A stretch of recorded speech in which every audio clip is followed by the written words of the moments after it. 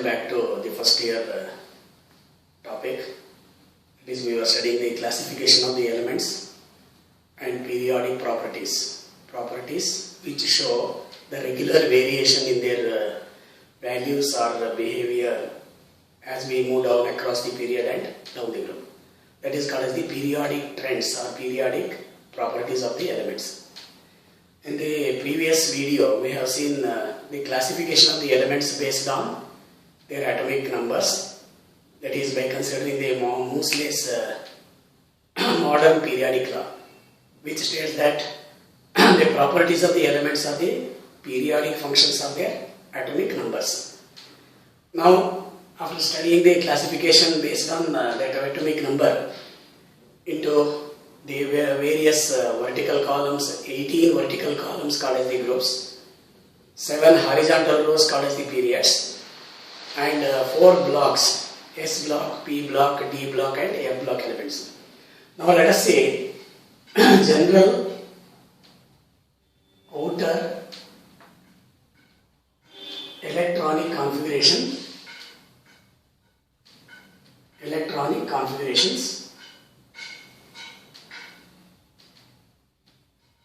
of various blocks of elements.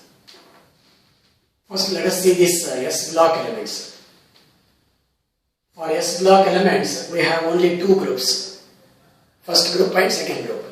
So for the first group, the general electronic configuration or outer electronic configuration is NS1. And for the second group, we have this NS2 electrons.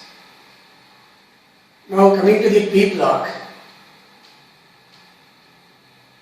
there are the group numbers 13 to 18. So totally 6 groups of elements are there.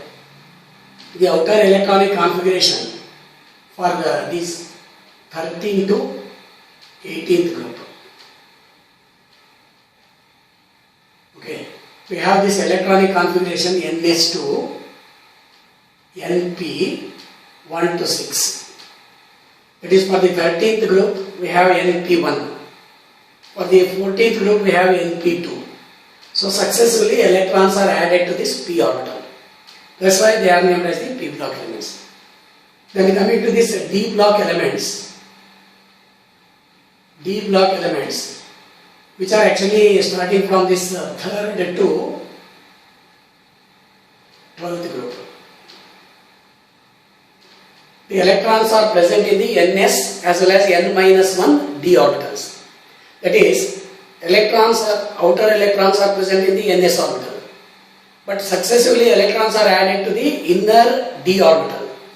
So we can write the electronic configuration n-1 d 1 to 10 and ns 1 or 2. There are some elements with 1 electron in the ns.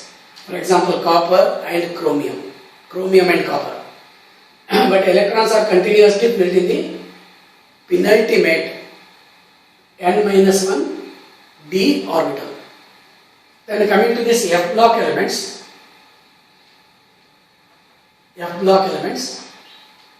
electrons that are present are in the inner to inner F orbital.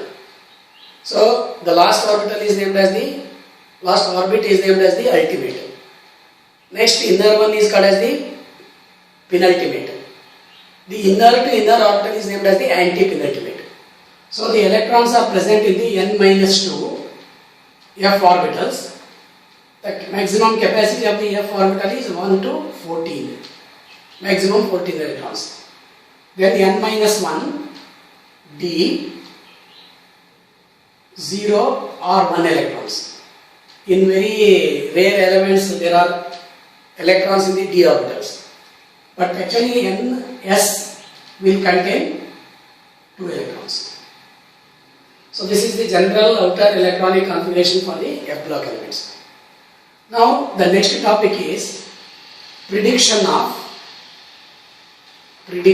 of group, period and block of the element. So this is done based on the electronic configuration of the element.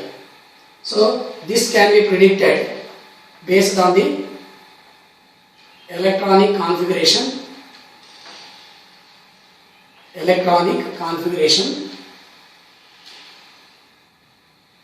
of the element.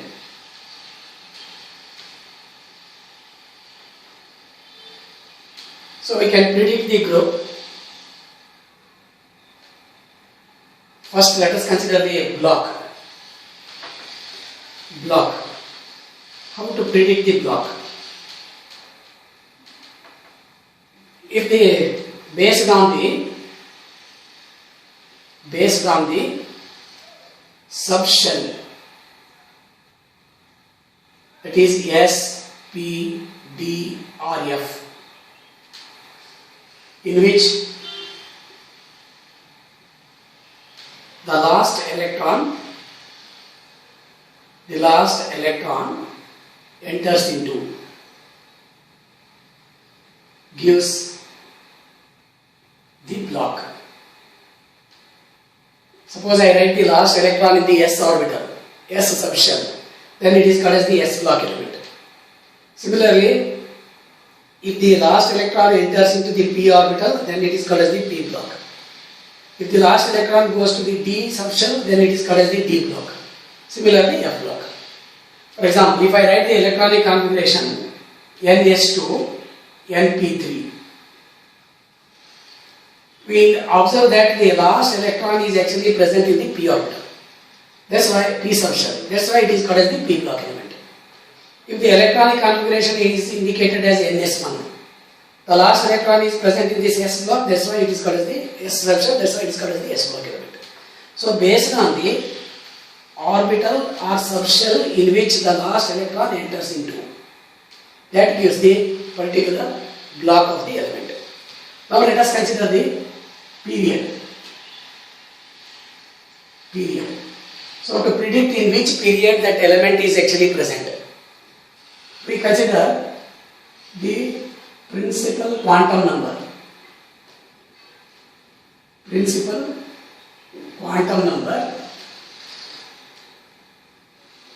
Of the valence shell gives the period of the element.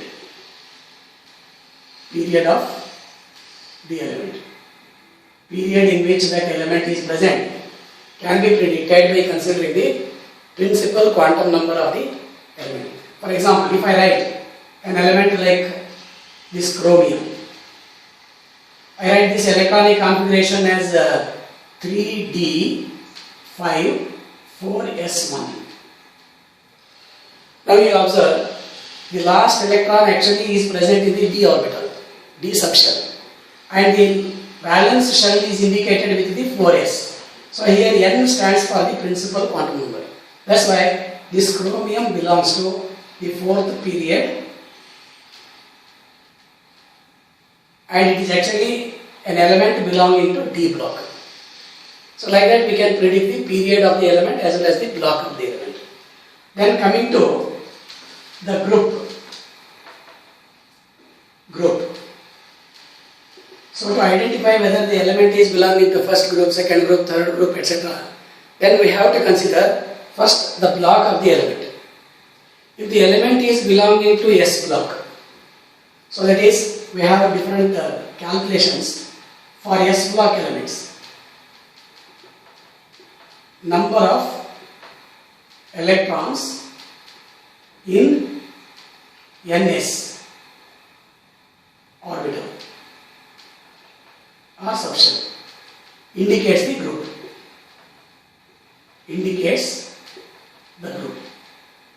For example, if I write the electronic configuration NS1, then it is actually belonging to first group. If it is written as NS2, then it belongs to the second group. For P block elements, we consider the number of group number is equal to group number is equal to 10 plus number of electrons in valence shell. In the valence shell, actually we have the electrons in the ns and np orbitals. Suppose I write 3s2 3p5. This element belongs to the group, so its group number is equal to 10 plus 2 and 5, that is 7 electrons in the ns and np. That's why it belongs to 17th group. Why should we add 10? That is an important point to remember. When we consider this S block, P block, D block and F block elements, between the S block and P block, S block elements are present on the extreme left, P block elements are present on the right. In between there are 10 elements belonging to D block. That's why we have to add that 10. If you write the electronic configuration 3s2 3p5 for any element for that matter, then the group number can be predicted as 10 plus 7 because totally 7 electrons are present in the ns and np. That's why that element belongs to the 17th group. Then in case of the D block elements, for the D block elements,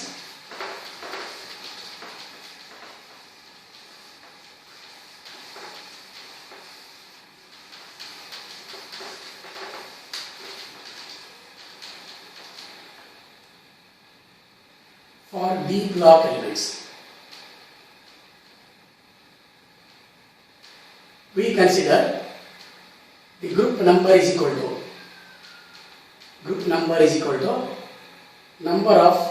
total number of electrons in n-1d and ns orbitals or subshells. For example, if I write the electronic configuration 3d4 4s1 4s2 I can write, but once you write 4s2, that one electron will come here and it becomes 3d5 4s1. For this element having 3d4 and 4s1, actually let us write this as 3d3 4s2. The total number of electrons present is 5. Therefore, the group number is equal to 5. Suppose I write n-1 d6 ns2. Since total is 6 plus 2, 8 electrons are present, the group number is equal to 8. So we can consider the atomic number, electronic configuration to predict the block, period, as well as group of the element. To understand the block of the element, as I told you earlier, we have to consider the subshell in which the last electron enters. So subshell containing the last electron. We predict the block of the element, S block, P block, D block, etc. Then if the period is to be predicted, then you have to consider the principal quantum number of the valence shell that gives the period of the particular element. So in case of this one now, suppose I write this 3d4s. 4 is the last valence principal quantum number for the valence shell. That's why this element belongs to the 4th period. Then coming to the prediction of the group. When we consider the S block elements, for the S block elements, the group number is equal to the number of electrons in the S orbital. If ns1 is the configuration, it belongs to first group. ns2 is the configuration, it belongs to second group. For the P block elements, we have to consider 10 plus number of electrons in the ns and np. I told you why this 10 is to be added. 10 is to be added because there are 10 elements between the S block and P block. So to go to the P block from the S block, we have to cross 10 elements. That's why such an element will belong to 10 plus number of electrons in the NS and NP. So group number can be predicted like that. For the D block elements, the number of electrons in the N-1D as well as NS electrons. So it is NS, N-1D and NS. Total number of electrons is equal to the group number. So like that we can predict the number of the period or the group or the block of the elements. The next topic is, suppose an element contains atomic number more than 100. For the elements with atomic numbers more than 100, we have one system, that is IUPAC system, International Union of Pure and Applied Chemistry. So that in that system, the element is named systematically. So we will consider that topic, that is IUPAC, nomenclature for elements, nomenclature of elements having atomic number more than 100. More than 100. There are some root words and other things that we have to make. Suppose it is the digit. This digit may be 0, 1, 2, 3, 4, 5, 6, 7, 8 and 9. For these we have some root names. For this 0 it is nil. For this un. For this 2 it is bi. For this 3 tri. For this 4 it is quad, not tetra, you remember. Tetra is used in the nomenclature of organic compounds by this system, but it is quad. For this 5 it is pent. For this 6 it is hex. For this 7 again not hept, it is sept. Okay. For this 8 it is oct. For this 9 it is en. En. Not nona. Okay. So there are some changes in the organic nomenclature and in the organic elements. For this 4 it is quad. For this 7 it is sept. For this 9 it is n.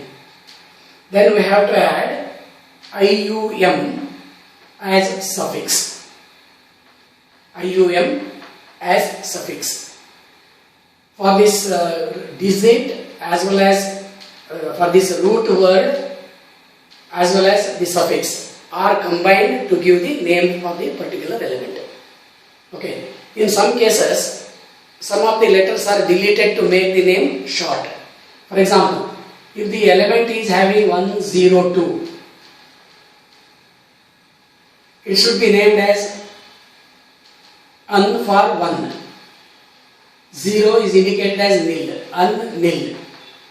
Bi for 2, it is bi. And we have to add IUM. So it should be IUM. But actually the name is shortened by removing one I. It should be named as bium. I give the name. Similarly, when it is 9, ENN, IUM, NEM. Suppose it is ENN and NIL. One N should be removed. 3 N should not be written. That's why only 2 I will write the name. Suppose it is atomic number 101. Then the name should be consisting of all these 3 digits. For 1 it is un. Start with capital letter. For this 0 it is nil. Un nil. Again you will write UN. And suffix should be IUM. Un nil anium. should write the name clearly, writing these letters separately. I will let you know one important thing. This is actually 101 An-nil-anium.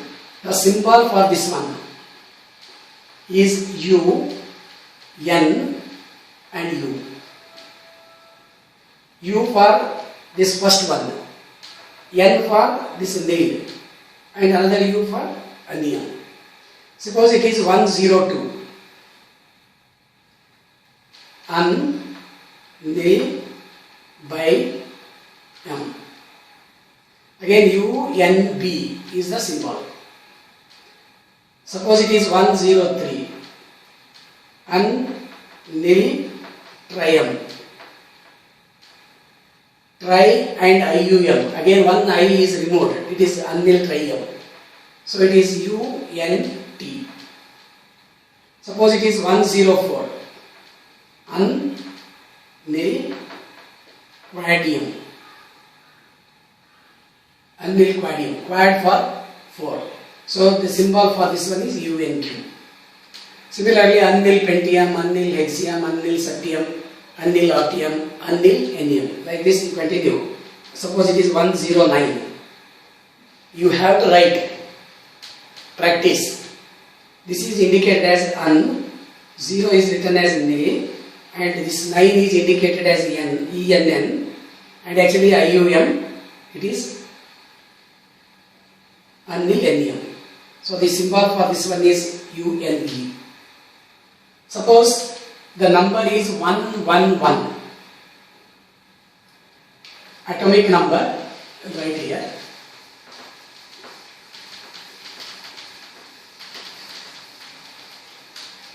Suppose it is 111 atomic number. This is an, one more an, and one more an, IUM. Anium. The symbol for this one is U, U, U. Suppose you are writing the name continuously. It is a practice of some students, right? Suppose I write like this. Wherever you want to give a dot to indicate this. Is there any meaning in this name? An-anium.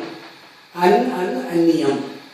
You should write all these U, N, U, N, U, N, I, U, M separately, so that we can understand the name of the particular element. So like this we can write the name for various elements up to 118. 118. It is octium. It is U, U, O. So like that we can give the names for the elements having atomic number more than 100 up to 118. Even element with atomic number 118 have been identified.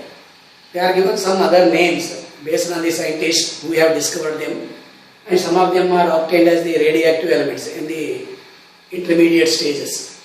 But still we can have the names by using this system, that is IUPAC system. So this is all about the nomenclature of the elements. Now let us consider the classification of the elements. Classification of elements as metals, non-metals and metalloids. Metals, non-metals and metalloids.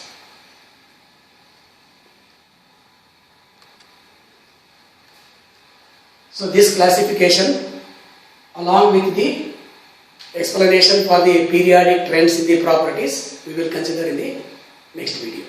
Thank you.